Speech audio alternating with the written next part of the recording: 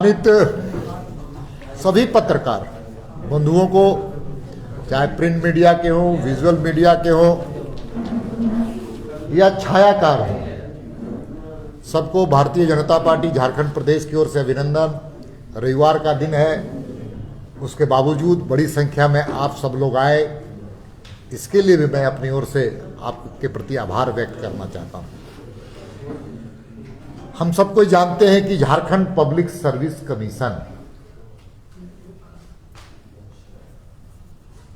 का दूसरा नाम अगर कहा जाए तो अनियमितताओं का वो केंद्र बिंदु है, भ्रष्टाचार का वो एक केंद्र बिंदु बन गया है। छात्रों के भविष्य को संवारने का वो स्थान होना चाहिए था, लेकिन वो स्थान भ्रष्टाचार का अखाड़ा बन चुका है। और आज से कुछ दिन पहले झारखंड पब्लिक सर्विस कमीशन में जो छात्र पीटी में शामिल हुए थे और भारतीय जनता पार्टी के कार्यकर्ता और विधायक, इन सारे विषयों को लेकर के सड़क में उतरने का काम किया था और माननीय उनके सम्मानित चेयरमैन के पास भी अपनी बातों को रखने का काम किया था। और जब वहां पर फरियाद की शंका कि फरियाद वहां मुझे नहीं मिलेगी, इन छात्रों को नहीं मिलेगा, तो हम सब लोगों ने महामहिम के पास भी गुहार लगाने का काम किया था। और मैं बधाई देना चाहता हूं, छात्रों को अभिनंदन करना चाहता हूं जो संघर्ष कर रहे हैं न्याय के लिए। और संघर्ष के रास्ते पर हम सबको जानते हैं सत्य की विजय होती है, सत्यमेव जयते। और कल जो वेबसाइट में उनका, हम सबको जानते हैं कि 49 छात्रों का जो पहले रिजल्ट में सफल हुए थे, उनको फिर से असफल घोषित किया गया उनके वेबसाइट में। हम सबको जानते हैं कि इसके पहले भी ये नियमावली का मैंने उल्लेख किया था कि नियमावली 30 में उल्लेख है कि जो छात्र परीक्षा देंगे, पीटी परीक्षा देंगे, प्रिलिमिनरी टेस्ट देंगे, प्रारंभिक परीक्षा देंगे, तो उन सभी बच्चों के आंसर शीट, जिसको OMR कहा जाता है, उसको प्रकाशित किया जाएगा। और हमने मांग किया था कि जितने बच्चे परीक्षा में शामिल हुए हैं सबके OMR प्रकाशित की जाए। हमने उस वक्त भी कहा था कि प्रोविजनल रिजल्ट क्या होता है। और आपको मैं बधाई देना चाहता हूं कि संघर्ष की लड़ाई में आप सब लोगों ने न्याय के लिए संघर्ष और न्याय की विजय के लिए आप सब लोगों ने भी हम सब लोगों की आवाज बनने का काम किया। आज मैं कह सकता हूं कि भारतीय जनता पार्टी जेपीएससी पर जो आरोप लगाया था वो सही साबित हुआ है। और मैं इतना ही पर आप विराम नहीं लगाना चाहता हूं। मैं मानता हूं कि ये तो गड़बड़ी का उजागर हुआ है, ये प्रारंभिक अवस्था है, ये तो केवल गड़बड़ी की शुरुआत दिख रही है। और छात्रों के दबाव पर, हम लोगों के दबाव पर इनको इस प्रकार के निर्णय लेने के लिए बाध्य होना पड़ा। लेकिन मैं बार बार कहता हूं, यह गड़बड़ी बड़ी व्यापकता पर हुई है, व्यापकता पर हुई है, व्यापकता पर हुई है।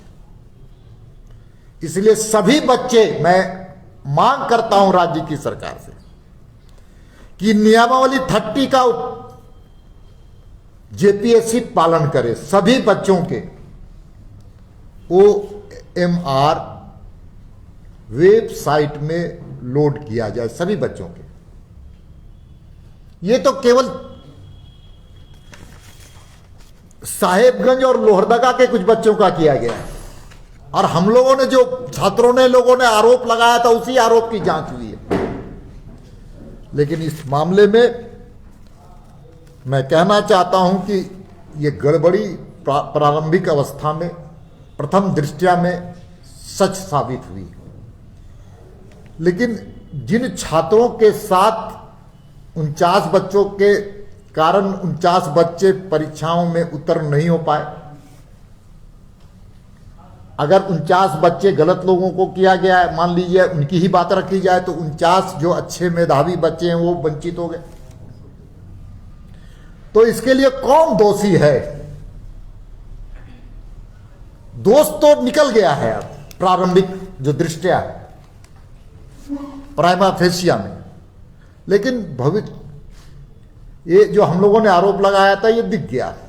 अब मेरा ये कहना है कि जिनके कारण ये स्थिति पैदा हुई उस पर एफआईआर दर्ज होनी चाहिए, मुकदमे दर्ज होने चाहिए। मुकदमे छात्रों के भविष्य के साथ खिलवाड़ करने वाले पदाधिकारी अधिकारी कौन है? वो कोई छोटा अधिकारी तो इस निर्णय को प्रभावित नहीं किया, परीक्षा फल को प्रभावित नहीं किया होगा। कोई चपरासी रैंक का अफसर, कोई क्लर्क रैंक का अफसर, कोई ऑफिसर इस प्रकार का काम नहीं कर सकता है, ये मैं मानता हूं। इसलिए उनके चेहरे को उजागर करने के लिए एफआईआर दर्ज अविलंब हो। और दूसरी बात, चेयरमैन साहब को अभी सरकार तुरंत बर्खास्त करे, बर्खास्त करते हुए एफआईआर दर्ज होनी चाहिए, क्योंकि जांच को प्रभावित कर सकते हैं। और तीसरा, सरकार में अगर नैतिकता है, सच जनता के सामने लाने का उनके पास अगर मादा है सरकार, तो ये सारे प्रकरण की जांच सीबीआई के अधीन होनी चाहिए। सीबीआई की जांच करने की अनुशंसा करें। सच है तो डर क्या, सच को आंच क्या? अगर गलत है तो आंच आएगा ही। इसलिए मैं मांग करता हूं राज्य की सरकार से कि पूरे प्रकरण की जांच सीबीआई से हो।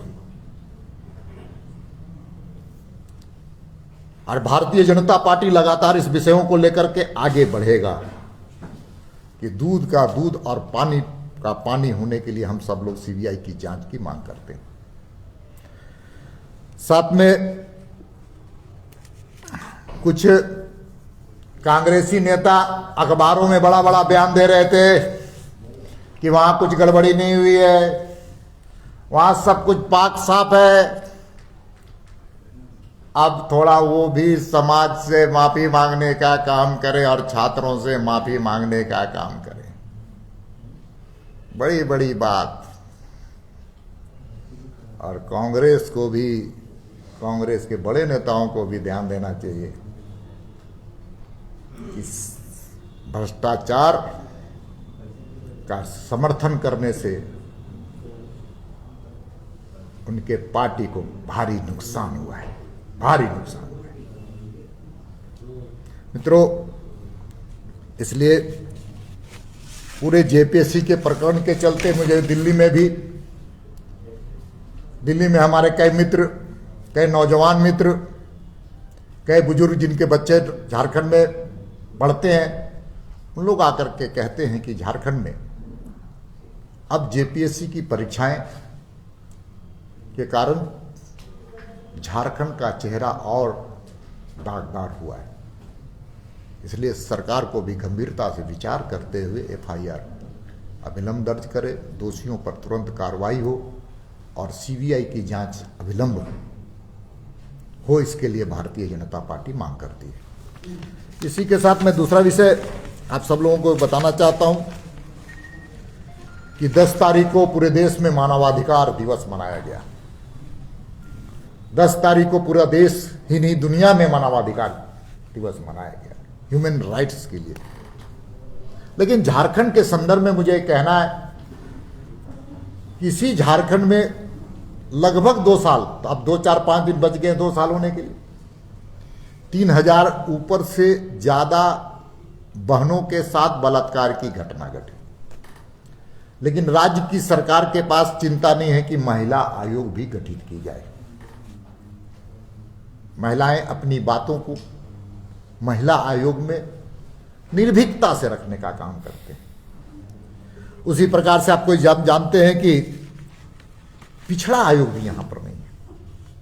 ये सारे बातें मानवाधिकार के संदर्भ में मैं बात कर रहा हूं, जहां पर वो समाज जाकर के अपने ऊपर कुछ घटनाएं घटती हैं तो उसको वहां रखने का काम करता है और उसके माध्यम से न्याय की आशा करता है। उसी प्रकार से देखिए, मुख्य सूचना आयुक्त और सूचना आयुक्त का गठन नहीं होना इस राज्य के लिए दुर्भाग्यपूर्ण स्थिति है। यह भी मानवाधिकार से जुड़ा हुआ है। आज इसलिए नहीं हो रहा है कि प्रशासनिक पदाधिकारी नहीं चाहते हैं कि गलत, और राजनीति में बैठे हुए जो सत्ताधारी दल है वो नहीं चाहते हैं कि जो प्रशासनिक व्यवस्था से और राजनीतिक व्यवस्था से जो गड़बड़ी हुई है वह समाज जाने और संबंधित व्यक्ति जाने। इसलिए कितने आरटीआई के जो हमारे कई कार्यकर्ता जो काम करते हैं, सोशल वर्कर काम करते हैं, आज आरटीआई दाखिल कर रहे हैं, लेकिन सरकार की ओर से कोई सूचना नहीं मिल पा रही है और एक ही शब्द वहां से आ रहा है कि मुख्य सूचना आयुक्त, और सूचना आयुक्त के अभाव में मैं प्रश्नों का जवाब मैं नहीं दे सकता, आपके उत्तर का जवाब मैं नहीं देना चाहता। इसी प्रकार से हम कह सकते हैं बाल संरक्षण आयोग। बाल संरक्षण आयोग भी एक महत्वपूर्ण चीज है। आप जानते हैं कि यहां पर ह्यूमन ट्रैफिकिंग की घटनाएं सबसे ज्यादा होती है। पूरे भारतवर्ष में महाराष्ट्र के बाद दूसरा ये राज्य है, सबसे ज्यादा यहां से वुमेन्स और चिल्ड्रंस ह्यूमन ट्रैफिकिंग होती है।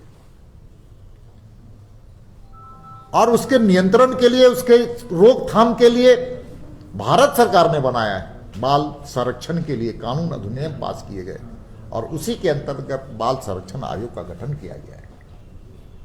लेकिन उसका भी गठन नहीं होकर के इस बात को साबित करता है, हम कह रहे हैं बार बार कि यहां पर सामाजिक कुरीति है, डाई बिसाही की घटनाएं घटती है, लेकिन आज जो उसका प्लेटफॉर्म है उसके निदान के लिए उन संस्थाओं का जो संवैधानिक संस्थान है, आयोग है, उनका भी गठन नहीं करते हुए राज्य की सरकार की मंशा साफ नजर आती है कि जो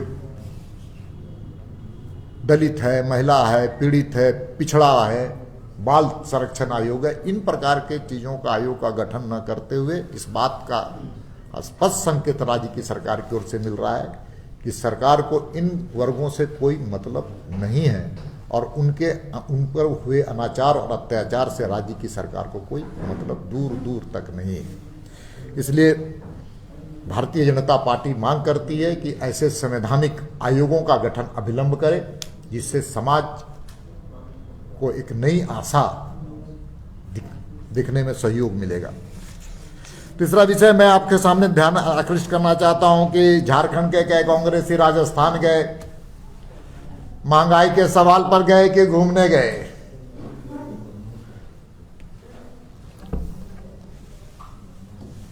ये आज बड़ा प्रश्न है। हम सब कोई जानते हैं कि भारतवर्ष में सबसे महंगा राज्य राजस्थान है।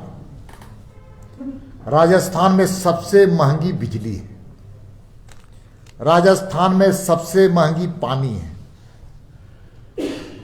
राजस्थान में सबसे ज्यादा पेट्रोल की कीमत है, राजस्थान में सबसे ज्यादा डीजल की कीमत है, सबसे ज्यादा वहां पर लोकल टैक्स लिए जाते हैं नगर निगम के, सबसे ज्यादा वहां पर होल्डिंग टैक्स लिए जाते हैं भारतवर्ष में सबसे ज्यादा, बंबई से भी ज्यादा। और वहां पर राजस्थान में जाकर के यहां के कांग्रेसी विधवा विलाप करने पहुंच गए। अरे भाई, राजस्थान में उनकी सरकार है, राजस्थान में वहां के लोगों को राहत देने का काम करने के काम राज्य की सरकार ने, वहां के लोगों ने कांग्रेस के हाथ में दिया और मैं बधाई भी देना चाहता हूं कि अखबारों में पढ़ रहा था,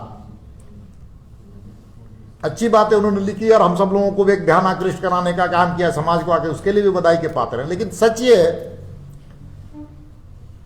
अब यहां के कांग्रेसी राजस्थान जा रहे हैं और राजस्थान में महंगाई के खिलाफ आंदोलन हो रहा है। वहां के कांग्रेसियों को विचार करना चाहिए, पहले राजस्थान में तो जो कीमतें हैं उसको कम किया जाए, और दूसरा झारखंड में सत्ता में शामिल है, मलाई खा रहे हैं, सत्ता के हिस्सेदार हैं, सत्ता के साथ मिलजुल करके भ्रष्टाचार में बराबर के हिस्सेदार हैं। यहां पर डीजल और पेट्रोल की कीमतें पर कम करना चाहिए था। आप सबको जानते हैं कि वैट कम अन्य प्रदेशों ने, जहां बीजेपी शासित राज्य, जहां एनडीए शासित राज्य है, वहां पर सब लोगों ने वैट की कीमत कम करने का काम किया, वैट को कम करके कीमत कम करने का काम किया। लेकिन राज्य की सरकार में वित्त मंत्री भी कांग्रेस के हैं, वित्त मंत्रालय भी कांग्रेस के पास है, और राज्य में भारतीय जनता पार्टी लगातार इन मुद्दों को लेकर आंदोलन भी कर रही है। लेकिन राज्य की सरकार, जो झारखंड मुक्ति मोर्चा और कांग्रेस की सरकार है, उनको थोड़ा भी जन और जनता से मतलब नहीं है। इसलिए इस प्रकार की बातें करके हम सब लोग कह सकते हैं कि इस राज्य में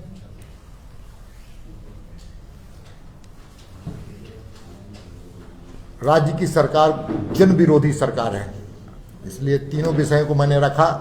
मानवाधिकार के विषय में भी कहा कि यहाँ पर ह्यूमन राइट्स का कोई अध्यक्ष भी नहीं है, ये भी मैंने उल्लेख किया है, उसको खाली आपको ध्यान दिला देते हैं। इसलिए आज 3 बिंदु पर जेपीएससी के मामले पर हम सब लोग मानते हैं कि समस्या वहाँ पर विकराल रूप है, और हम लगातार वहाँ पर वहाँ के अनियमितताओं के खिलाफ लगातार संघर्ष कर रहे हैं। वहाँ के छात्र संघर्ष कर रहे हैं और गड़बड़ी का उजागर भी हुआ है।